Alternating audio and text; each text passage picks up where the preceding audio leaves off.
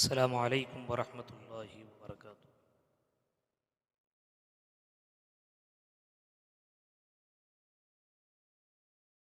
अल्हम्दुलिल्लाह अल्हम्दुलिल्लाहि नहमदुहु व नस्तईनुहु व नस्तगफिरुह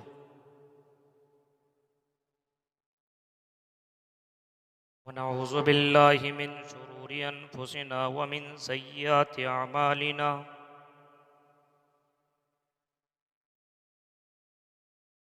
मन यहदिल्लाहु फला मुज़िल्ल लहु व मन युज़लिलहु फला हादिय लहु।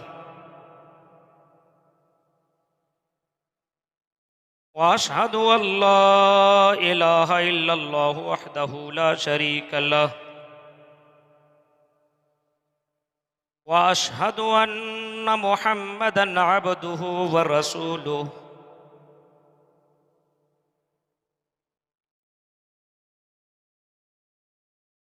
अम्मा बअदु फ़इन्न खैरल हदीस किताबुल्लाह व खैरल हदी हदी मुहम्मदिन सल्लल्लाहु अलैहि वसल्लम व शर्रुल उमूरि मुहदसातुहा व कुल्लु मुहदसतिन बिदअह व कुल्लु बिदअतिन ज़लालह व कुल्लु ज़लालतिन फिन्नार।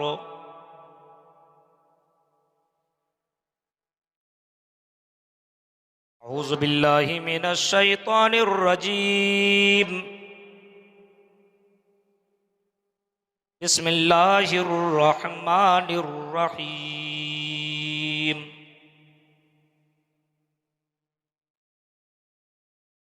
या अय्युहल्लज़ीना आमनू क़ू अन्फुसकुम व अहलीकुम नारा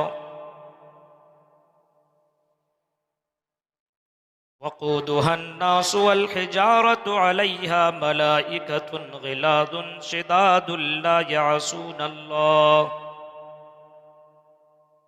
मा अमरहुम व यफ़अलून मा युमरून।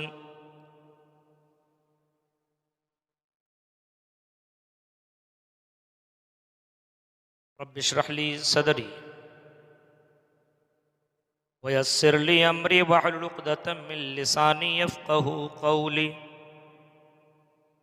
अल्लाहुम्मा रब्बि ज़िदनी इल्मा। आमीन।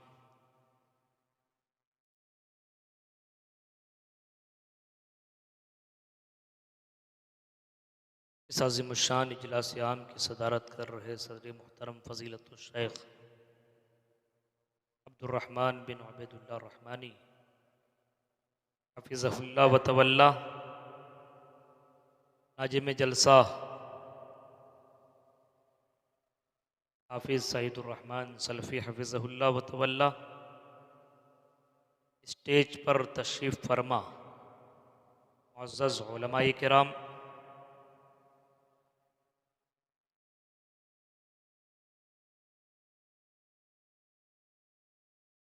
मुबारकपुर और इसके क़ुर्ब जवार से आए हुए मुअज़्ज़ज़ सामीन हज़रात, इस्लामी बुज़ुर्गों, नौजवान दोस्तों, प्यारे बच्चों और पर्दानशीन मेरी माँ और बहन, आपके इस मुबारकपुर में जामियतुल मारिफ़ अल इस्लामिया के अंदर पहली बार आने का मौका मिला है और आपके सामने रूबरू होने का मौका मिला है। अल्लाह ताला से दुआ करता हूँ कि इलाहुल आलमीन आपके सामने जो भी बातें हो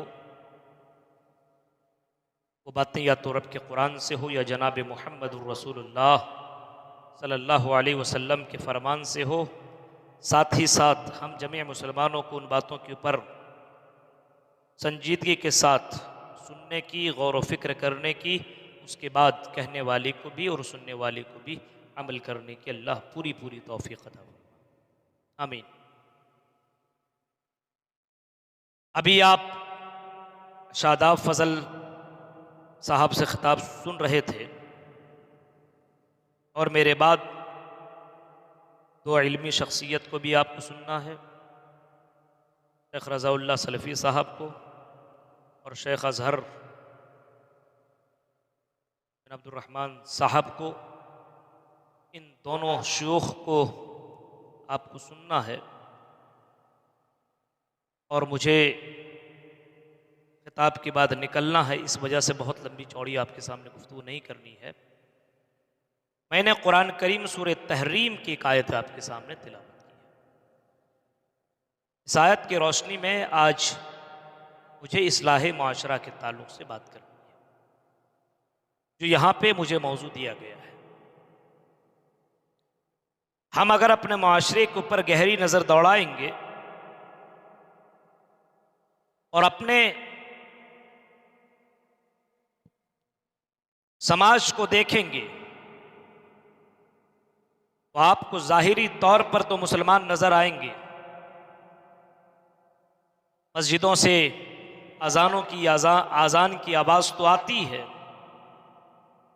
कुर्ता पाजामा टोपी वाले लोग तो आपको मिलेंगे, हिजाब वालियाँ आपको दिखेंगी, लेकिन समाज के अंदर हकीकी तौर पर आपको इस्लाम नज़र नहीं आएगा।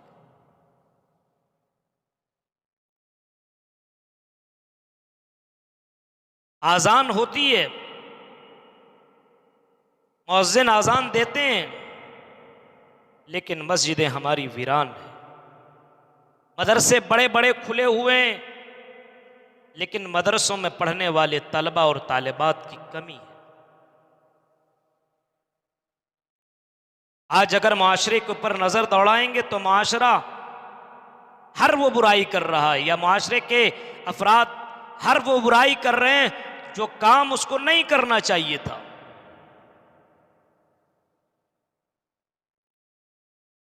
ज़िनाकारी में भी ये मुआशरा डूबा हुआ है, शराब में भी, जुआ में भी, हराम खोरी में भी, गैरों की मुशाबिहत में भी। गर्ज के वो बुराइयां आपको नजर आएंगी जो जमाना जाहिलियत के अंदर मौजूद थी।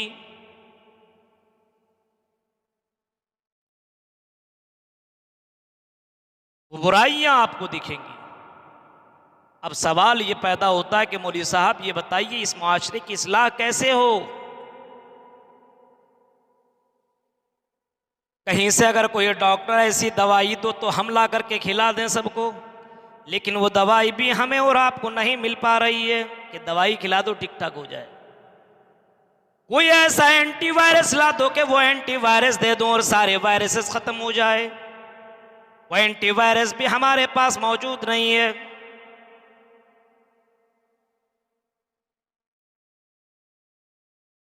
वो जादुई छड़ी घुमाइए, जिस जादुई छड़ी से समाज के अंदर जो बुराइयां हैं वो खत्म हो जाए, तो ऐसा तो है नहीं और ये हो भी नहीं सकता है।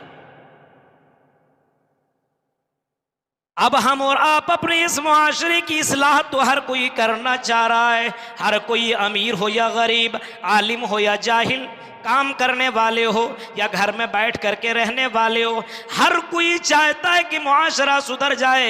हमारे मुआशरे के अंदर इतनी गड़बड़ियां पाई जा रही है, लड़कियों को देखता है लोग ताज्जुब करते हैं कि मुसलमान की लड़कियां हैं। हमारा नौजवान बाजारों में चलता है, लोग कहते हैं देखो ये मुसलमान का लड़का है। जाइए और बाजारों में देखिए, चौराहों में देखिए, पार्कों में देखिए, आज हमारे समाज के लड़के और लड़कियां चौराहों में, बाजारों में, पार्कों में गलत काम करते हुए नजर आते हैं।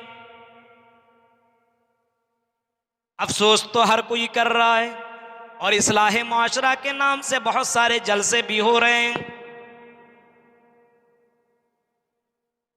क्या किया जाए?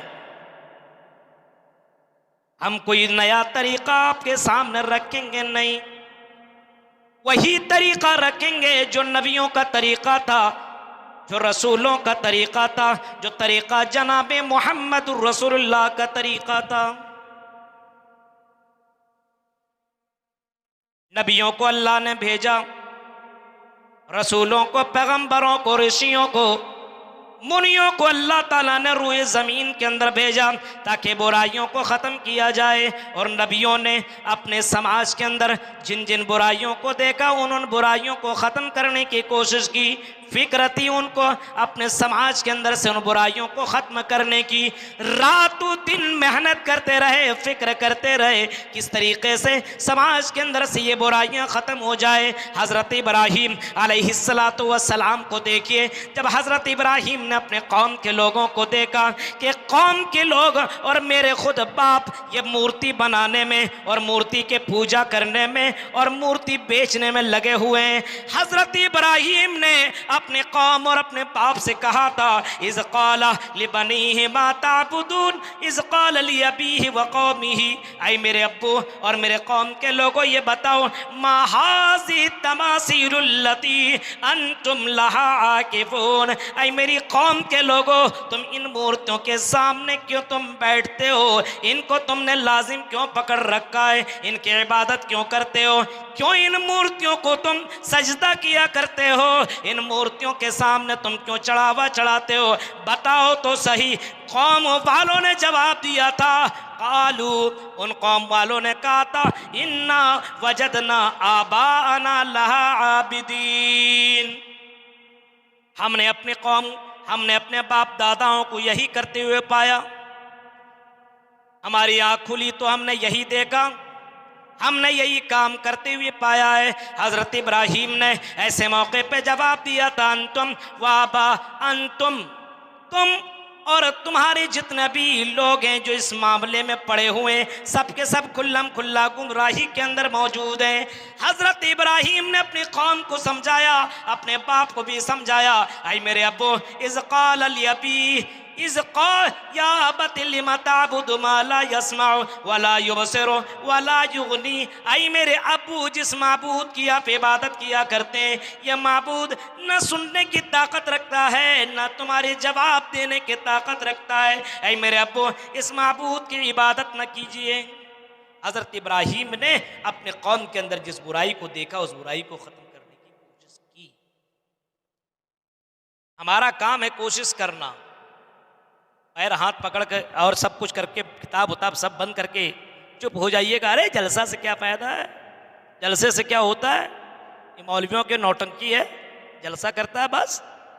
मेरे भाइयों ये कोशिश, ये हमारी और आपकी जिम्मेदारी कोशिश करना, इसी के लिए तो अल्लाह ताला ने पैदा किया है, कुंतुम खैरा उम्मतिन उखरिजत लिन्नास तामुरूना बिल मारूफ व तन्हौना अनिल मुनकर, हमने तुम्हें इसी वजह से पैदा किया कि तुम लोगों को भलाई की दावत दो और तुम लोगों को बुराइयों से रोकते रहो। तुम बेहतरीन उम्मत हो और तुम्हारा काम यही है कि तुम लोगों को भलाई की दावत देते रहो, ज़िंदगी में ये काम करते रहो, इस काम को कभी भी मत छोड़ना।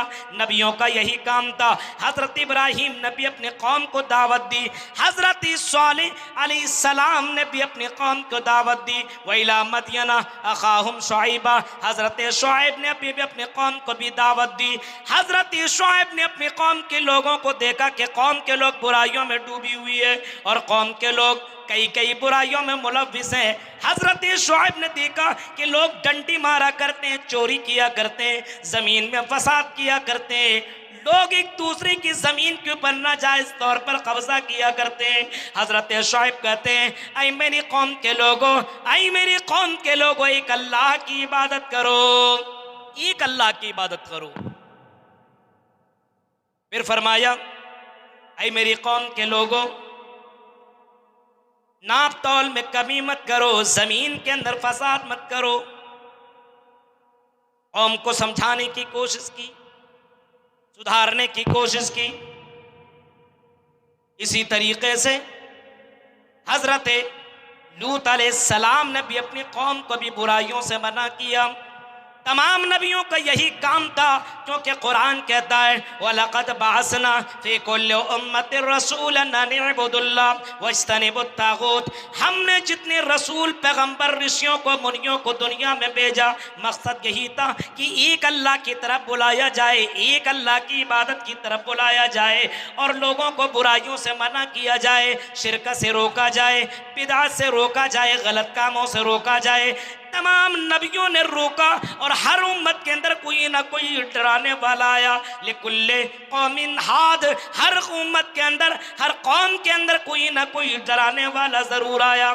जनाब मोहम्मद रसूलुल्लाह को जब अरब की धरती के अंदर भेजा, आपकी नज़र जब आपकी खुली और जब आपने देखा कि अरब के लोग अल्लाह को छोड़ करके 360 मूर्तियों की इबादत किया करते हैं, 360 मूर्तियों के सामने सजदा किया करते हैं, उनके सामने चढ़ावा चढ़ाया करते हैं। हज़रत मोहम्मद रसूलुल्लाह को जब रसूल बनाया गया, मोहम्मद इब्न अब्दुल्लाह से मोहम्मद रसूलुल्लाह बनाया गया, नबी अकरम सल्लल्लाहु अलैहि वसल्लम ने उनको भी समझाया, उनको भी डराया, उनको भी बताया और उनके सामने कहा कि लोगों क़ुलू ला इलाहा इल्लल्लाह तुफ़्लिहू, एक अल्लाह का इकरार कर लो, इन माबूदा ने बातिल का इनकार कर दो, तुम सारे के सारे कामयाब हो जाओगे। डराया जनाबे मोहम्मद रसूलुल्लाह ने और धीरे धीरे सबसे पहले अल्लाह के नबी ने तौहीद के बारे में बताया। नमाज, रोजा, हज बाद में, तौहीद का दर्स दिया सबसे पहले। आज हमारे यहाँ नमाज नहीं पढ़ता है, आपने कभी बताया तौहीद क्या, अल्लाह का पावर क्या बताया आपने पुलिस से डराया, मेरे बेटे गलत काम मत करना, पुलिस पकड़ लेगी, जेल के अंदर बंद कर देगी, डंडे मारेगी, ये सारा काम पुलिस का है, इस वजह से मेरे बेटे ये काम मत करना। क्या आपने कभी अपने बच्चे को बताया, आई मेरे बेटे अगर ये पुलिस वाला पकड़े या ना पकड़े, या पुलिस वाले की नजर से तुम बच सको ना बच सको, यह अलग से बात है, लेकिन आई मेरी बेटी कोई ऐसा गलत काम मत करना, क्योंकि अल्लाह रब्बुल आलमीन की नजर से बच नहीं सकते हो। वो अल्लाह तुम्हारी दिलों की धड़कनों को जानने वाला है। इन्नहु अलीमुम बिज़ातिस सुदूर, वो दिल की धड़कनों को भी जानता है। तुम्हारे दिल के अंदर कोई चीज पैदा होती है तो उसको भी जानता है। यालमु खाइनतल आयुन वमा तुख्फिस सुदूर, आई मेरे बेटे तुम्हारी आंखों की चोरियों को भी अल्लाह जानता है। समाज सुधरेगा कैसे? समाज को हमें और आपको सुधारना होगा। समाज एक दूसरे से मिला हुआ है, हमसे और आपसे समाज बना हुआ है। हम दूसरे को सुधार रहे हैं, अपने को नहीं। अपने आप को बहुत पक्के, सच्चे, मुत्तकी और बहुत अच्छे समझ रहे हैं, दूसरों को गलत समझ रहे हैं। पहले अपनी इस्लाह कीजिए। हर कोई, एक मौलवी भी अपनी इस्लाह करे और बहुत से अवाम है मौलाना के ऊपर उंगली उठाता है। मौलवियों के ताल्लुक से ऐसा लगता है दुनिया में सबसे बड़ा, इनकी नजर में सबसे बड़ा पापी यही मौलवी है, जो इस्लाह का काम कर रहा है उसी के ऊपर उंगली उठाता है। इस्लाह कैसे होगा? फरमाया या अय्युहल्लज़ीना आमनू कू अनफुसकुम व अहलीकुम नारा, ईमान वालों अपने आप को और अपने परिवार वाले को, दोनों को जहन्नम की आग से बचाओ। हर कोई अपने आप में सोचे। ऐ मुबारकपुर के लोगों, हर कोई अपने आप में सोचो। मर्द हो आप सोचो, औरतें तो आप सोचिए। हम और आप अपने आप में गौर व फिक्र करें कि अगर आज मेरी मौत हो जाए तो मैं जन्नत में जाऊंगा कि जहन्नम में। हर कोई अपने आप में ये सोचे, गौर करे कि अगर आज मेरी मौत हो जाए तो जन्नत में जाऊंगा कि जहन्नम में। टोपी तो पहनता हूँ, कुर्ता तो पहनता हूँ, पाजामा तो पहनता हूँ और अच्छे अच्छे खाना भी तो खाता हूँ। क्या मैं मुसलमान हूँ? बंद कमरे के अंदर जो गलत काम मैं कर रहा हूं ये तो अल्लाह ताला जान रहा है, ये तो दुनिया नहीं जानती है। हर कोई अपने आप में सोचे कि अगर आज मेरी मौत हो गई तो मैं जन्नत में जाऊंगा कि जहन्नम में। मेरे भाइयों, कुरान कहता है कू अनफुसकुम व अहलीकुम नारा, तुम अपने आप को और अपने परिवार वाले को, दोनों को जहन्नम की आग से बचाओ। क्यों कहा जहन्नम की आग से बचाओ? अल्लाह को मालूम है जहन्नम की आग कितनी खतरनाक है, दुनिया की आग के मुकाबले में वो आग कितनी जबरदस्त है, ये अल्लाह जानता है, अल्लाह को मालूम है। हालांकि जनाबी मोहम्मद रसूलुल्लाह ने इतना भी बताया है कि दुनिया की आग जहन्नम की आग के मुकाबले में कुछ भी नहीं है। दुनिया की आग से ज़्यादा डेंजर वो आग है, वो 69 गुना ज़्यादा खतरनाक है। वो आग इतनी ज़बरदस्त है, उस आग का अगर उस आग की एक चिंगारी दुनिया में फेंक दी जाए तो ये दुनिया तबाह हो बर्बाद हो करके रह जाए। सोचना चाहिए, मर जाऊंगा तो क्या होगा। मुझसे बड़े बड़े रईस भी आए, मुझसे बड़े बड़े अमीर भी आए, मुझसे बड़े बड़े हैंडसम भी आए, मुझसे बड़ी बड़ी खूबसूरत लड़कियां भी दुनिया में आई। कभी कभी कब्रिस्तान की भी जियारत कर लो, हाँ तुम्हें मालूम हो जाएगा ये दुनिया के अंदर रहा करते थे, आज दुनिया में मौजूद नहीं है, कब्र के अंदर मदफून है। अरे हम भी कल तो दुनिया से चले जाएंगे, हमने उस आखिरत के लिए कौन सी तैयारी कर रखी है। हजरत हमारे फारूक कहा करते थे, हासिबु अनफुसकुम क़ब्ल अन तुहासबू, ऐ लोगों अपना मुहासबा किया करो इससे पहले कि तुम्हारा मुहासबा किया जाए। अपना हिसाब किताब करते रहो। हम और आप करते हैं? अपनी खुद की इस्लाह कीजिए, अपनी अपनी हर कोई इस्लाह कर ले, अपने अपने घर की इस्लाह कर ले, समाज का इस्लाह, समाज के अंदर जो बुराइयां वो खत्म हो जाए। हर कोई अपने अपने घर को देखे। आज अपने ऊपर कम, दूसरों के ऊपर उंगली ज्यादा, नजर ज्यादा, उसकी बेटी ऐसी, उसका बेटा ऐसा, हाँ दूसरों के ऊपर बहुत नजर है, अपने ऊपर नहीं। हम क्या कर रहे हैं ये नहीं, नमाज पढ़ने के लिए जा रहा है, दूसरों को जहन्नमी समझ रहा है, बोल नहीं सकता प्यार से, बात नहीं कर सकता है। मेरे भाइयों, अल्लाह के नबी ने फरमाया, मन रआ मिनकुम मुनकरन फल्युगय्यिरहु बियदी, अगर तुम किसी बुराई को देखो तो हाथ से उसको रोको। ताकत हो हाथ से तो हाथ से रोको। आपका बेटा गलत काम कर रहा है, गाना सुन रहा, धड़ाक से दो। बेटा है यार, ये तो हमारा बेटा है, क्या कुछ कहेंगे, कुछ कह देंगे, अभी बीवी नाराज हो जाएगी तो मनाना पड़ेगा, उसे मारेंगे नहीं बच्चे को। बीवी के चक्कर में और जोरू का गुलाम बन बैठा है, अपने घर में तो उसकी चलती नहीं है, इमाम को जाकर के डांटेगा, इमाम के सामने अपना गुस्सा निकालेगा। इमाम साहब जोहर में कहाँ थे, पावर वहां दिखाएगा। घर में तो बोल नहीं सकता है, अपने बीवी के सामने तो उसकी आवाज नहीं निकलती है। बेटा गलत करता है, बेटा मोबाइल की फरमाइश करता है, बाप ला करके देता है। बेटी मोबाइल की फरमाइश करती है, बाप ला करके देता है। सारी ख्वाहिशात को पूरी ये करता है, लेकिन बाप को कभी इतना भी मौका नहीं मिलता है, कभी इस बात की फिक्र नहीं होती है कि बाप कम से कम अपने बेटे से कहे, मेरे बेटे क्या तुमने फजर की नमाज पढ़ी है, ज़ोहर की नमाज पढ़ी है, असर की नमाज पढ़ी है, मगरिब की नमाज पढ़ी है। ये नहीं बोलेगा, लेकिन इतना ज़रूर कहेगा, पढ़ने गए थे आज, ट्यूशन गए थे आज, ये करने गए थे, जो असल काम था उसको तो छोड़ दिया। गौर कीजिए मेरे भाइयों, खुद की और अपने परिवार की दोनों की फिक्र कीजिए। कौन करेगा? आपके घर में कोई मौलवी जाकर के थोड़ी समझाने के लिए जाएगा। आपको अपनी इस्लाह करनी होगी, खुद की इस्लाह करनी होगी, अपने घर वाले को सुधारना होगा। आपको, आपकी बेटी क्या करती है, आपका बेटा क्या करता है, देखना होगा आपको। तसव्वुर करो मेरे भाइयों, समाज के अंदर अगर सुधार पैदा करना है तो अल्लाह का डर, अल्लाह का खौफ अपने आप के अंदर भी पैदा करो और अपने परिवार के अंदर भी पैदा करो। अल्लाह का पावर बताओ, अल्लाह के बारे में बताओ। अल्लाह के नबी फरमाते हैं, जब बच्चा छोटा हो, बोलने के लायक हो, तो उस बच्चे को ला इलाहा इल्लल्लाह बुलवाओ, अल्लाह के बारे में उसको बताओ। जब ये बच्चा 7 साल का हो तो इस बच्चे को नमाज पढ़ने का हुक्म दो। मुरो औलादकुम बिस्सलाती वहुम अबनाउ सब'i सिनीन, उस बच्चा को नमाज पढ़ने का हुक्म दो। 7 साल का हो तो बच्चे से कहो कि चलो नमाज पढ़ो मेरे बेटे।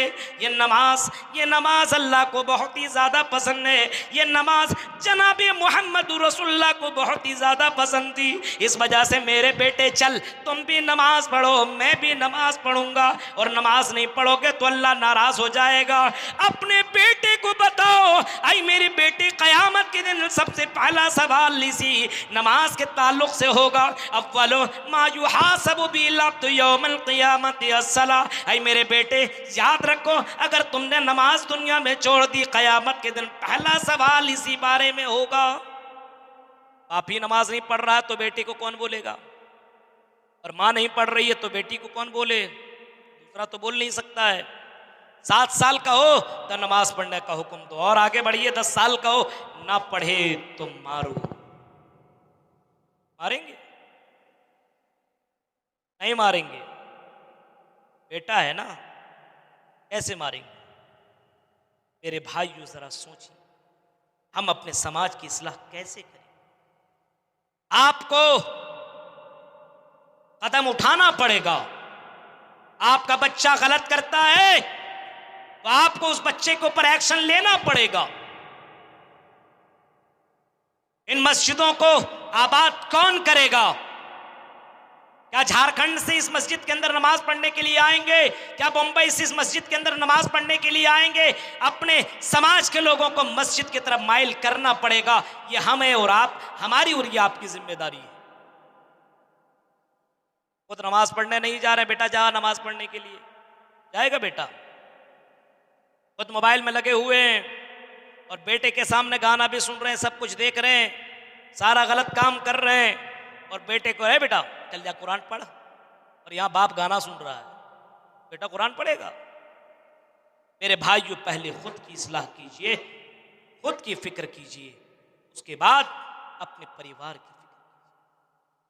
जनाबे मोहम्मद रसूलुल्लाह की जीवनी देखिए, अल्लाह के नबी अपनी फिक्र कितनी ज्यादा किया करते थे। नबी अकरम को भी फिक्र थी जहन्नम से बचने की, और जहन्नम से बचने की दुआ भी मांगा करते थे, और बाकायदा अल्लाह के नबी कहा करते थे अल्लाहुम्मा अजिरनी मिनन्नार, आए अल्लाह तो मुझे अज़ाबी अलीम से बचाना, आए अल्लाह मुझे अज़ाबी अलीम से बचा ले। दुआ मांग रहे हैं अल्लाहुम्मा हासिबनी हिसाबन यसीरा, आए अल्लाह क़यामत के दिन मेरा हिसाब आसान कर देना, आए अल्लाह मेरा हिसाब आसान कर देना। ये जनाबी मोहम्मद रसूलुल्लाह हैं, जिनको अपने आप की फिक्र है। ये रसूल, ये रसूलों के सरदार हैं, ये खातिमुन नबिय्यीन है, रहमतुल लिल आलमीन है। मेरे भाइयों, नबी को अपनी फिक्र है, उसके बाद बेटी की भी फिक्र है, और अपनी बेटी जिससे आप बड़ी मोहब्बत किया करते हैं, अपनी बेटी फातिमा से इतनी मोहब्बत किया करते थे, अगर उनकी बेटी मिलने के लिए मोहम्मद रसूलुल्लाह के पास आया करती थी तो नबी अकरम सल्लल्लाहु अलैहि वसल्लम खड़े हो जाया करते थे, अपने बगल में बिठा लिया करते थे, उनको बोसा लिया करते थे, गले लगाया करते थे, बड़े प्यार से उनको अपने पास बैठाया करते थे। लेकिन नबी अकरम ने ये नहीं फरमाया मेरी बेटी तुम्हें अमल करने की जरूरत नहीं है, तेरा बाप मोहम्मद रसूलुल्लाह रसूलों का सरदार है, खातिमुन नबिय्यीन है, रहमतुल लिल आलमीन है, कल क़यामत के दिन तुम्हें कोई टेंशन ना होगा। आपने ये नहीं फरमाया, बल्कि आपने फरमाया आई मेरी बेटी फातिमा सलूनी मिम्माली, जो मांगना मुझसे मांग लो, ला उगनी अन्की मिनल्लाहि शैया। आई मेरी बेटी फातिमा, क़यामत के दिन मैं तुम्हें जर्रा बराबर काम नहीं आ सकता हूँ। मोहम्मद रसूलुल्लाह जैसे हस्ती अपनी बेटी को इस अंदाज से समझा रहे हैं, और आप समझाएंगे? हम और आप अपने बेटी और अपने बेटों से इस तरीके से बात करते हैं। आज हमारे समाज के अंदर अल्लाह का डर, अल्लाह का खौफ नहीं है, लोगों के दिलों में नहीं है।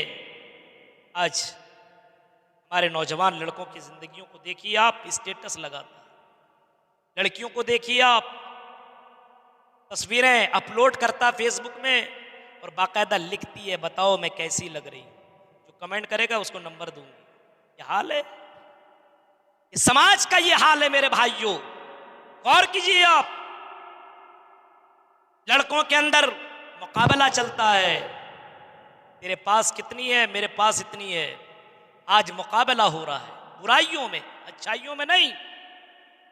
मेरे भाइयों, अपने समाज, अपने घर वाले की फिक्र कीजिए, और ये सोचिएगा अरे हमें दूसरे के घर से क्या मतलब है, वो जाए, वो कहीं जाए, मरे कटे कुछ हो, हमें उसके घर से कोई मतलब ही नहीं है। वो क्या कर रहा है मैं उससे कोई मतलब नहीं है। इमाम कायनात ने फरमाया नहीं, ये गलत है। अगर तुम ये सोचते हो कि दूसरे गलत करते हैं तो आपको कोई प्रॉब्लम नहीं है, आपको प्रॉब्लम होगा अगर आग लगी है वहां तो वो आग तेरे घर तक भी आएगी, वो आग तेरे घर को भी जला करके राख कर देगी। अल्लाह के नबी ने मिसाल के तौर पर फरमाया, कुछ लोग कश्ती में सवार हैं और कश्ती 2 मंजिला है, ऊपर वाले भी कुछ लोग हैं, नीचे में कुछ लोग रहा करते हैं। इमाम कायनात फरमाते हैं नीचे वाले लोग ऊपर जा करके पानी पीने के लिए जाते हैं, ऊपर नीचे होते हैं, जिसकी वजह से उनको परेशानी हुआ करती है। अब नीचे वाला सोचे बट ऊपर में कौन जाएगा, बार बार नीचे ही सुराख करके यहीं से पानी निकाल लेंगे पी लेंगे, ऊपर बार बार कौन जाए। अगर ये ऊपर वाले उनको मना न करे ना रोके तो अल्लाह के नबी फरमाते हैं ये सब के सब हलाक हो जाएंगे, सबके सब मर जाएंगे, सबके सब डूब जाएंगे। अब उनको इन लोगों को रोकना पड़ेगा। इस कश्ती में सुराख मत करना, इस कश्ती के अंदर छेद मत करना, तुम तो डूबोगे डूबोगे, हम भी डूब जाएंगे, हम भी मर जाएंगे। यही मिसाल माशरे की है। अगर ये सोचो कि फला का बेटा ऐसा करता है हमें क्या प्रॉब्लम है, फला की बेटी ऐसा करती है हमें क्या प्रॉब्लम है। मेरे भाइयों, अगर आज वो कर रहा है तो कल तुम्हारे घर के अंदर भी ये मामला आ सकता है। इस वजह से अपने आप और अपने परिवार वाले को, अपने समाज के लोगों को बुराइयों से रोकना पड़ेगा। अल्लाह का डर अपने दिल के अंदर पैदा कीजिए, अपने बच्चों के दिलों के अंदर पैदा कीजिए। डर है ही नहीं, आज मौलवियों से डरता है, पुलिस वाले से, घर वाले से, लेकिन पार्कों में देखिए डर नहीं है। कितने वीडियो वायरल हो रहे हैं मुस्लिम लड़कियों के गैर मुस्लिम लड़कों के साथ भागते हुए, शादी करते हुए, पार्कों में जाकर के उनके साथ एंजॉय करते हुए और सिगरेट पीती हुई नजर आ रही कितनी लड़कियां। आपको ये सारे वीडियो मिले होंगे। कितने लड़कों के बाइक में बैठ करके ऐसा लगता है कि ये किसी हीरोइन की बहन चल रही है और निकाब पहनी हुई है और गैर मुस्लिम लड़के के कांधे पे अपना हाथ रख करके जा रही है। समाज को कोई टेंशन नहीं है, कौन लेगा। अब कोई नबी नहीं आएगा, कोई रसूल नहीं आएगा, ये हमें और आपको करना पड़ेगा। ये काम क्यों हो रहा है? क्योंकि हमने अपने समाज के इन बच्चों और इन बच्चों के अंदर अल्लाह के बारे में नहीं बताया कि अल्लाह का पावर इतना डेंजर है। मेरे बेटे सुन, सांस ले रहे हो उसी अल्लाह की मेहरबानी है, और ये सांस तुम्हारा, ये सांस बाहर भी अगर हो रहा है तो याद रखो उसी अल्लाह की मेहरबानी है। हजरत लुकमान ने अपने बेटे को जिस तरीके से समझाया था, काश कि अगर हम अपने बेटे और बेटियों को समझाए हुए होते तो समाज के अंदर ये गड़बड़ियां न होती। हजरत लुकमान ने अपने बेटे को समझाया था, मेरे बेटे या बुनैया इन तको मिस्काल हब्बतिन मिन खरदलिन फतकुन फी सखरा औ फी समावाति औ फिल अर्ज़ि याति बिहल्लाह। आई मेरे बेटे, जहां कहीं तुम रहना, जमीन में हो या पहाड़ में हो, कहीं भी रहना मेरे बेटे अल्लाह से डरते रहना। कोई काम करना तो सोचना कि अल्लाह ताला उस काम को लेकर के आएगा। बंद कमरे में भी करना तब भी तुम अल्लाह ताला से डरना, जंगल के अंदर करना तब भी तुम अल्लाह ताला से डरना। वो अल्लाह तुम्हारे उस हरकत को लेकर के आएगा। क़यामत के दिन अल्लाह ताला ऐसा इंसाफ का तराजू लेकर के आएगा, और इस इंसाफ के तराजू के अंदर वो सारी चीज़ें लेकर के आएगा। और अल्लाह ताला क़यामत के दिन बाकायदा कहेगा, फ़मन यअमल मिस्क़ाल ज़र्रतिन ख़ैरन यरा वमन यअमल मिस्क़ाल ज़र्रतिन शर्रन यरा। तुम अपने बुराइयों को भी देख लो और अपनी अच्छाइयों को भी देख लो। तो अपने बच्चों के अंदर अल्लाह का डर पैदा कीजिए। अगर समाज के अंदर इस्लाह चाहते हैं, खुद के अंदर इस्लाह चाहते हैं, घर वालों के अंदर इस्लाह चाहते हैं, तो अपने बच्चों में अल्लाह का डर पैदा। कैसा डर था वो? मुबारक का नाम सुना होगा आपने। बाग में रखा था उसको रखवाली के लिए, बागीचे की रखवाली करना, देख रेख करना, मालिक आया कई महीनों के बाद और कहा कि मुझे अनार ला करके दो। लाया, अपने साथियों को लेकर के आया हुआ था, बोला खाओ। जैसे खाया है खट्टा, मुबारक से कहा इधर आओ, मीठे लेकर के आओ। फिर गया, फिर लेकर के दिया, आया फिर खट्टा निकला। कहा मुबारक, तुम्हें मालूम नहीं है कि ये हमारे दोस्त हैं, मीठे मीठे अनार लेकर के आओ, तुम ये खट्टे खट्टे अनार लेकर के क्यों ला रहे हो? मेरी बेइज्जती, मेरी इंसल्ट क्यों करवा रहे हो? मुबारक कहते हैं मुझे मालूम नहीं है कौन सा मीठा और कौन सा खट्टा है। बागीचे का मालिक कहता है क्या तुम्हें मालूम नहीं है कौन सा मीठा और कौन सा खट्टा है? वो कहते हैं नहीं मुझे मालूम नहीं है कौन सा मीठा और कौन सा खट्टा है। कहा कैसे मालूम नहीं, तुम इतने महीने से रखवाली कर रहे हो। जवाब में कहता है आई मालिक मुझे कैसे मालूम होगा, आपने मुझे बागीचे की रखवाली करने का हुक्म दिया है, मुझे बागीचे के अंदर जो फ्रूट हैं, फल हैं, इसके खाने का मुझे तो आपने ऑर्डर नहीं दिया है। आज तक मैंने कोई अनार नहीं खाया है, कोई बागीचे का फल नहीं खाया, मुझे कैसे पता चलेगा? क्यों नहीं खाया? जवाब में कहता जब आपने ऑर्डर नहीं दिया तो कैसे खा लूं, और अगर खा लेता तो अल्लाह के सामने क़यामत के दिन क्या जवाब देता? मेरे भाइयों ज़रा सोचिए, गौर कीजिए, अल्लाह का डर कितना ज़्यादा था। गैर मौजूदगी में एक फल भी नहीं खा रहा है, और आज हम और आप भी कि बंद कमरे के अंदर हमारे समाज के लड़के और लड़कियां क्या क्या कर रही है। रात रात भर चैटिंग किया करती है, वीडियो कॉलिंग किया करती है, और कॉलेज और स्कूल के बहाने पे जाकर के पार्कों में घूमती है, और न जाने होटलों में जाकर के कैसे कैसे लड़कों के साथ बैठ करके एंजॉय किया करती है। ये कहाँ डर चला गया? ये डर कैसे पैदा होगा? जब उस वक्त पैदा होगा जब बच्चों को बताओगे और अपने बच्चों को बताओगे कि अल्लाह का पावर बहुत ही जबरदस्त है, अल्लाह के बारे में बताओ। अल्लाह के बारे में बता नहीं रहा आदमी, तौहीद बताओ अपने बच्चों को। नंबर 2, समाज के अंदर इस्लाह पैदा करना है तो आपको अच्छा अखलाक बनाना होगा। आप बुरे होंगे और समझेंगे कि मेरा बेटा ठीक हो जाए। आप खुद सिगरेट पिए, बच्चे से सिगरेट मंगवाएं, हाँ झूठ बोलें, कोई आपसे पैसा मांगने के लिए आए और आप बच्चे से बोल दें कि जाओ बेटा बोल दो अब्बू घर पे नहीं है। आप ये बच्चा कैसे सुधरेगा? आपके समाज के अंदर इस्लाह कैसे हो, कैसे हो सकता है? गौर कीजिए मेरे भाइयों, नहीं हो सकता है।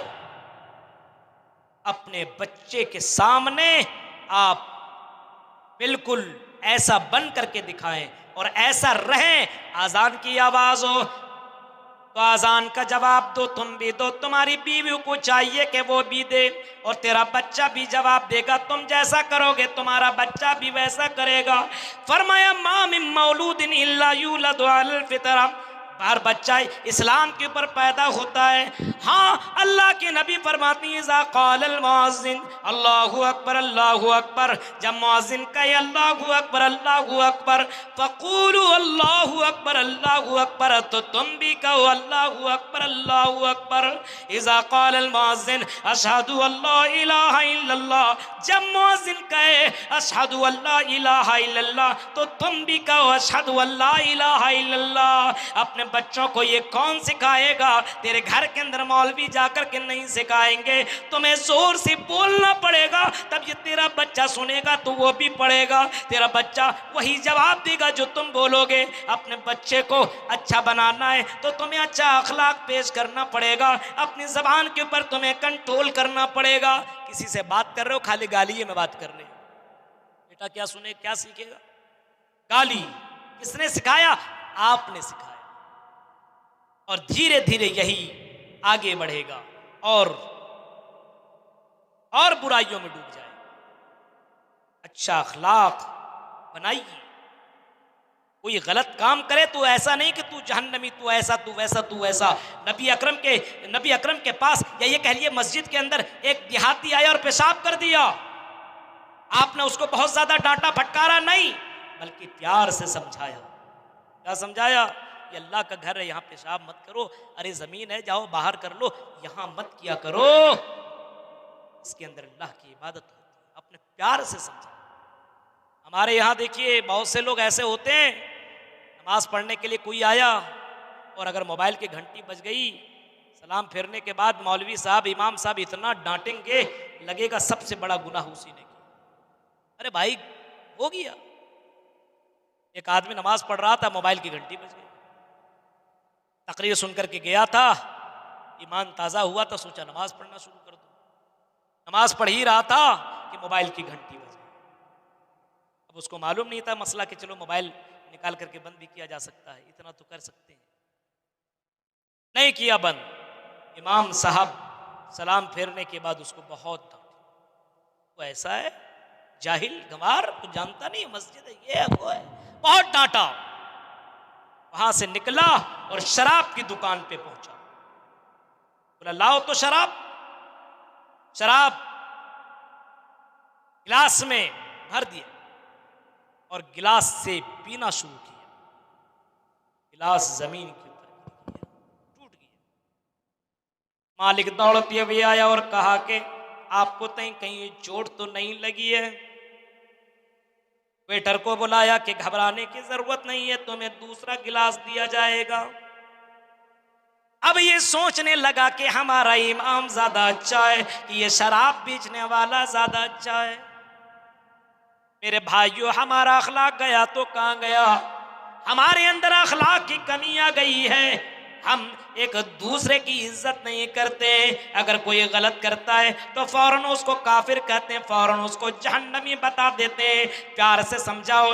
नबी अकरम सल्लल्लाहु अलैहि वसल्लम के पास एक देहाती आदमी आया और सवाल करने लगा कि अल्लाह के नबी, मुझे ज़िना करने की इजाजत दीजिए। अखलाक देखिए, आए अल्लाह के नबी मुझे ज़िना करने की इजाजत दीजिए। इमाम अहमद इब्न हंबल ने अपने मुस्नद के अंदर जिक्र किया है, अल्लाह के नबी मुझे ज़िना करने की इजाज़त दीजिए। जब मैं किसी लड़की को देखता हूँ तो मैं अपने आप में कंट्रोल नहीं कर पाता हूँ। आप सर्टिफिकेट दे दीजिए, आप हरी झंडी दिखा दीजिए, आप मुझे ज़िना करने की इजाज़त दे दीजिए। अल्लाह के नबी ने फ़ौरन उसको ये नहीं कहा तू काफिर है, तू जहन्नमी है, तू सबसे घटिया आदमी है, तू सबसे बेकार आदमी है। आपने ऐसा नहीं फरमाया, बल्कि आपने बड़े प्यार से कहा, मैं तुमसे कुछ सवालात करना चाहता हूं। पहले तुम मेरे सवालों की जवाब दो, फिर बाद में मैं तुम्हारे सवाल का जवाब दूंगा। उस नौजवान ने कहा, बोलिए अल्लाह के नबी, फरमाइए क्या सवालात हैं आपके? नबी अकरम ने फरमाया, बताओ क्या तुम अपनी माँ के साथ ये पसंद करते हो कि तुम्हारी माँ के साथ कोई ज़िना करे, कोई बदकारी करे? उसने कहा कि अल्लाह के नबी, ये कैसे हो सकता है? मेरी माँ के साथ कोई गलत काम करे, ज़िना करे, ये मैं कैसे बर्दाश्त कर सकता हूँ? नहीं अल्लाह के नबी, बिल्कुल नहीं, कतई नहीं। फिर अल्लाह के नबी फरमाते, अगर कोई तुम्हारी बहन के साथ ज़िना करे, क्या तुम अपनी बहन के साथ ज़िना करने की इजाज़त दोगे? कहा कि नहीं। ये कैसे हो सकता है? उसकी गर्दन उड़ा दूं, बोटी बोटी कर दूं, कत्ल कर दूं, टुकड़े टुकड़े कर दूं, मेरी बहन को कोई छेड़े, मेरी बहन के साथ कोई गलत करे, ये मैं कैसे बर्दाश्त कर सकता हूं? फिर आपने और आगे पूछा, अपनी खाला के साथ पसंद करोगे, अपने रिश्तेदार वालों के साथ पसंद करोगे? हर किसी के जवाब में कहता रहा, नहीं, बिल्कुल नहीं, कतई नहीं। तब अल्लाह के नबी ने फरमाया, ऐ नौजवान, ये बताओ, अगर मैं तुम्हें इजाज़त दे दूँ, जाओ तुम किसी लड़की के साथ गलत काम करो, ज़िना करो, तुम यहाँ से जाओगे, किसी लड़की को पकड़ोगे, उसके साथ गलत काम करोगे? कहा। आपने फरमाया, बताओ, वो भी तो किसी की माँ होगी, किसी की बहन होगी, किसी की बेटी होगी, किसी के रिश्तेदार होगी। जब तुम इस बात को पसंद नहीं करते हो तो दूसरे लोग इस बात को कैसे पसंद करेंगे? अल्लाह के नबी ने इतने प्यार से समझाया, इतने अच्छे अंदाज में समझाया कि वो नौजवान चीख करके कहता है कि आए अल्लाह के नबी, मुझे शैतान ने बहका दिया था, आए अल्लाह के नबी मेरे लिए दुआ कीजिए, आए अल्लाह के नबी मेरे लिए दुआ कर दीजिए। अल्लाह के नबी सल्लल्लाहु अलैहि वसल्लम ने नजरें आसमान आसमान की तरफ उठाई और अपना दस्ते मुबारक उनके सीने में रखा और फरमाया और दुआ करने लगे, अल्लाहुम्मा ताहिर कल्बा व हसन फरजा, आय अल्लाह इसके दिल को पाक कर दे, आय अल्लाह इसकी शर्मगा की हिफाजत फरमा। मेरे प्यारे साथियों, जरा सोचिए अखलाक कितना प्यारा था जनाब मोहम्मद रसूलुल्लाह का। अगर उसने ऐसे सवालात किए तो जवाब इतना प्यार से दिया और इस अंदाज से समझाया कि वो आदमी बुराई से रुक गया। आज हमारे यहाँ समझाने का तरीका नहीं, हमारे यहाँ बताने का तरीका नहीं है। हम और आप एक दूसरे को गालियों से पुकारते हैं, एक दूसरे को तरह तरह की बातें किया करते हैं। मेरे भाइयों, एक दूसरे की कदर कीजिए, एक दूसरे की इज्जत कीजिए। क्या पता आप जिसकी तौहीन कर रहे हो, क्या पता वो अल्लाह की नज़र में बहुत ही प्यारा है, क्या पता तुम उसको जानते नहीं हो, वो अल्लाह की नज़र में कितना प्यारा हो सकता है। फरमाया, ऐ लोगों, एक दूसरे का मजाक मत उड़ाओ, एक दूसरे का एहतराम किया करो, एक दूसरे की इज्जत किया करो, एक दूसरे का मजाक मत उड़ाया करो। समाज में अगर इस्लाह पैदा करना हो तो हमें एक दूसरे की कदर करनी होगी, एक दूसरे घर वाले को समझना पड़ेगा और दूसरे की भी फिक्र करनी होगी और अपनी भी फिक्र करनी होगी। समाज के अंदर इस्लाह अगर चाहते हैं तो हमें अपने अखलाक को सुधारना होगा। नंबर 3, अगर समाज के अंदर इस्लाह पैदा करना हो तो हमें और आपको कुरान से जुड़ना, हमें और आपको कुरान से जुड़ना होगा, इल्म सीखना होगा। इतना बड़ा मदरसा जामियतुल मारिफ अल इस्लामिया देखिए। अभी मैंने एक बच्चे से पूछा कितने बच्चे पढ़ते हैं, जवाब दिया 7 बच्चे शोबे हिफ्ज़ में। गौर करो मेरे भाइयों, हमारे बड़े आलिम ने इतना बड़ा मदरसा कायम कर दिया, अल्लाह उनको जज़ाए खैर दे, अल्लाह उनकी कुर्बानियों को कबूल करे।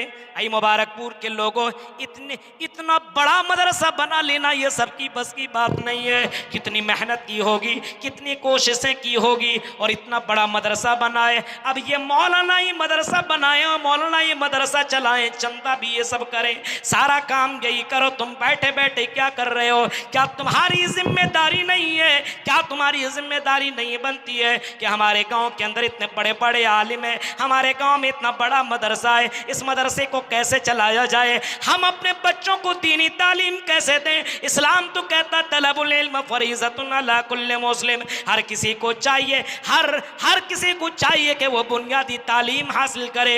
आपका बेटा, आपकी बेटी, हर किसी को बुनियादी तालीम मालूम होना चाहिए। कैसे उठे, कैसे बैठे, कैसे खाना खाए, रास्ते में कैसे चले और बिस्तरों में जाए तो कौन सी दुआ पढ़े, रास्ते में चले सवारियों में सवार हो तो कौन सी दुआ पढ़े। ये बुनियादी तालीम तो हर किसी को मालूम होना चाहिए। मैं नहीं कहता हूँ हर कोई मुफ्ती बने, हर कोई बड़ा आलिम बने, मैं ये नहीं कहता हूँ, लेकिन अपने बच्चे को कम से कम कुरान की तो तालीम दे सकते हो, सूरह फातिहा को तर्जुमा कम से कम अपने बच्चे को सिखला सकते हो, आयतल कुर्सी तो बतला सकते हो, जनाजे की दुआ तो बतला सकते हो। मेरे प्यारे साथियों, इतना बड़ा मदरसा होने के बावजूद कल क़यामत के अल्लाह ताला अगर हमसे सवाल कर लेगा तो हम अल्लाह के सामने क्या जवाब देंगे? इल्म की कमी की वजह से समाज के अंदर खराबियां पैदा हो रही है। और याद रखना मेरे भाइयों, याद रखना, अल्लाह ताला दुनिया के अंदर इन्नल्लाह ला यक़बिज़ुल इल्मा इंतज़ाम, अल्लाह ताला इल्म को लोगों के दिलों से नहीं उठाएगा, लोगों की सीनों से ख़त्म नहीं कर देगा, बल्कि अल्लाह तबारक व तआला उलमा को उठा लेगा। उलमा धीरे धीरे कम हो जाएंगे, जाहिल बचेंगे, जिनको कुछ भी पता ना होगा टोपी कुर्ता पाजामा लगाएंगे, अलग अलग फतवे दिया करेंगे, फाज़ल्लू खुद गुमराह होंगे और दूसरे को भी गुमराह करेंगे। उलमा की कमी हो रही है। इसी मुबारकपुर की धरती के अंदर शेख सफ़ीउर रहमान मुबारकपुरी भी थे। अरे दुनिया के अंदर उनका चर्चा है, दुनिया में आज भी नाम लिया जाता है। इसी मुबारक की धरती के अंदर शेख अब्दुल करीम शेख रज़ाउल्लाह अब्दुल करीम भी थे, शेख रज़ाउल्लाह साहब भी थे, हाँ वो भी थे, आज दुनिया में नहीं है, लेकिन आज भी उनको याद रखा जा रहा है, उन्होंने भी बहुत काम किया है। मेरे प्यारे साथियों, आज आप अगर एक मदरसा को जिंदा नहीं कर सकते, मदरसों के अंदर आप चंदा नहीं दे सकते, उलमा की कदर नहीं कर सकते, समाज में इस्लाह हो तो कैसे हो? मौलवियों के खून को चूसने वालों, मौलवियों के खून को चूसने वालों मस्जिदों में इमामत ये कराएं और आप तनख्वाह 5,000 दो, 8,000 दो। बताओ मेरे भाइयों, ये मौलवी तुम्हारे समाज तुमको जन्नत की तरफ लेकर के जा रहे हैं और जहन्नम से बचाने की कोशिश कर रहे हैं, और फिर भी आप मौलवियों की कदर नहीं कर रहे हो, आलिमों की कदर नहीं कर रहे हो। इन उलमा की तौहीन नहीं है, बल्कि आप नबियों की तौहीन कर रहे हो। अल्लाह के नबी फरमाते अल उलमा वरसतुल अंबिया, ये उलमा नबियों के वारिस है। आज मौलवियों से नफरत लोग करने लगे, उलमा की लोग कदर नहीं करते, कदर करते हैं। आज देखिए हमारा हाल ये है, अगर किसी लड़की की शादी होने लगे उससे पूछो फला मौलवी से करे, मौलवी से नहीं करेंगे। क्यों भाई? क्या खिलाएगा वो? क्रीम ला करके दे सकता है? महीने भर का वो हमें क्या दे सकता है? कहीं घुमाने नहीं ले जा सकता है, उसके पास पैसा कहाँ से? मस्जिद में इमामत करता है, 8-10 हज़ार मिलता है, क्या करेगा वो? बताइए, आपने मौलवियों को ऊंचे तबके पर रखना था, सबसे नीचे तबके पे आपने रख दिया। समाज की इस्लाह हो तो कैसे? मौलवियों की बेइज्जती आपने की, किसने की? अपने अपने उलमा की कदर करो, अपने मस्जिदों की इमामों की इज्जत करो। वो इमाम तुम्हें जन्नत में जाने का रास्ता बताते हैं, जहन्नम से बचने का रास्ता बताते हैं। वो इमाम तुम्हारे बच्चों को कुरान की तालीम देते हैं, वो इमाम तुम्हारे बच्चों को दीन की बातें बताते हैं, वो इमाम तुम्हारे बच्चों को अल्लाह और उसके रसूल की बातें बताया करते हैं। उस इमाम की बेइज्जत कर रहे हो और समझते हो समाज के अंदर इस्लाह हो जाए। मेरे भाइयों, इतनी आसानी से इस्लाह नहीं हो सकता है। अगर इस्लाह चाहते हो तो अपने समाज के उलमा की कदर करो, इज्जत करो। उलमा जा रहे हैं, सलाम कम से कम करो, उतना भी नहीं। गौर कीजिए, अल्लामा इब्न क़य्यिम कहते हैं, फरमाते हैं, अगर जिस बस्ती में इमाम ना हो, जिस बस्ती के अंदर इमाम ना हो, उस बस्ती से हिजरत कर जाओ, उस बस्ती में रहने की ज़रूरत नहीं है। जिस बस्ती में इमाम ना हो, इतना इमाम आलिम दीन ना हो, उस बस्ती से हट जाओ। मेरे भाइयों, हम बस्ती के अंदर मौजूद हैं, उलमाए उनकी कदर नहीं कर रहे हैं। हज़रत सुफियान सौरी कहते हैं, अगर आलिम दीन पहाड़ की ऊंची चोटी पर मौजूद हो, ऊपर चढ़ने में और नीचे में तुम्हें दुश्वारी हो रही हो, लेकिन तुम ये तकलीफ बर्दाश्त कर लो, इसके बावजूद तुम ऊंची जगह पहुंच करके उलमा से इल्म दीन हासिल करो।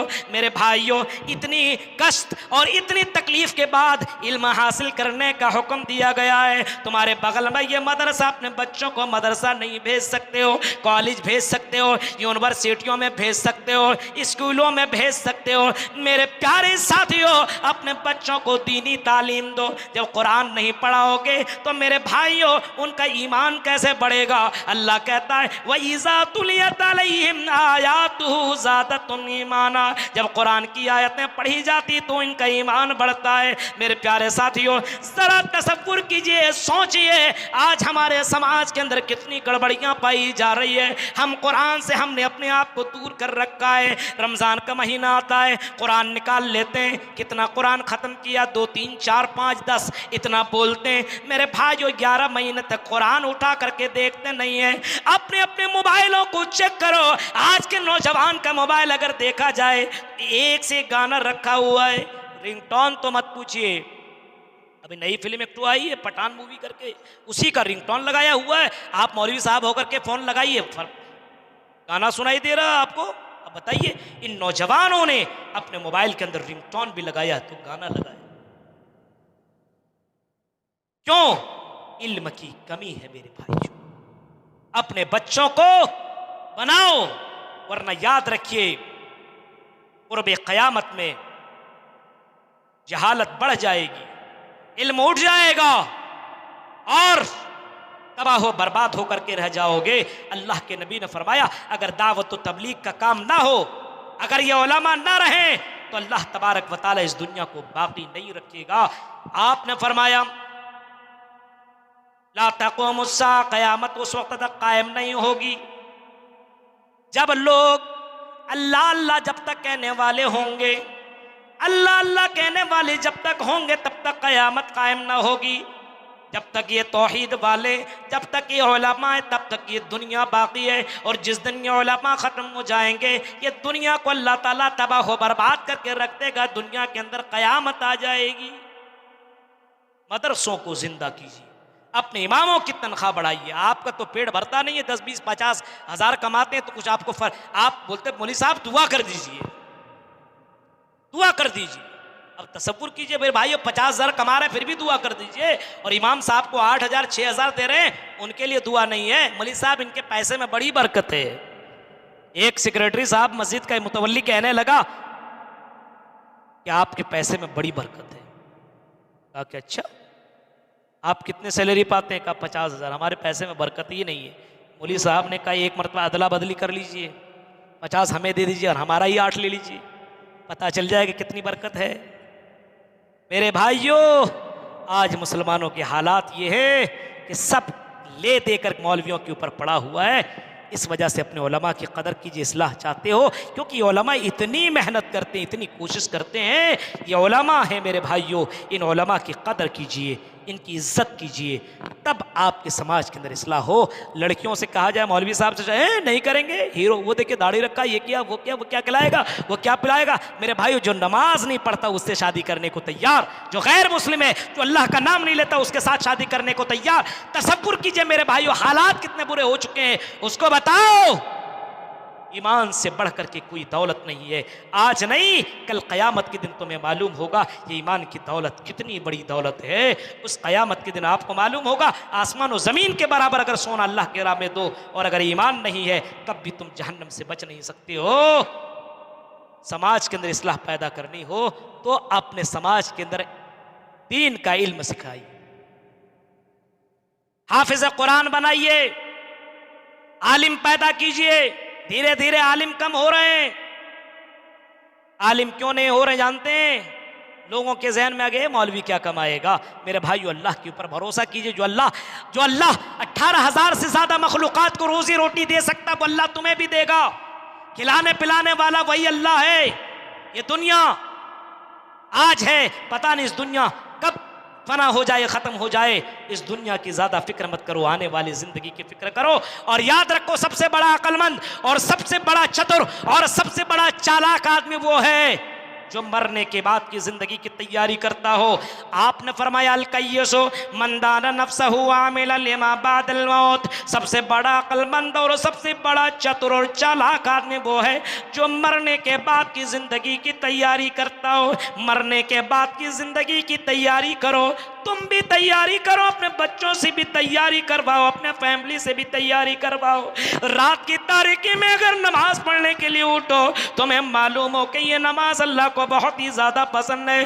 रात की तारीकी में उठो तो अपने बीवी को भी उठाओ। ओ मेरी बीवी, तुम मेरे दुनिया में सपोर्ट किया करती हो, चल उठ तुम भी नमाज पढ़ लो, ये नमाज अल्लाह को बहुत ही ज्यादा पसंद है। शौहर अपने बीवी को नमाजी बनाए, दीनदार बनाए, वही बीवी अपने शौहर को दीनदार बनाए, नमाजी बनाए। अगर औरत रात की तारीकी में नमाज तहज्जुद पढ़ने के लिए उठे, अपने शौहर को जगाए, प्यार से जगाए, मोहब्बत से जगाए, और ना जागे तो पानी छिड़क छिड़क करके अपने शौहर को जगाए और अपने शौहर से बोले आई मेरे शौहर दुनिया में मेरा सपोर्ट किया करते हो, चलो रात की तारीकी में उठो, नमाज पढ़ो, आखिरत के लिए मेरा भी सपोर्ट करो।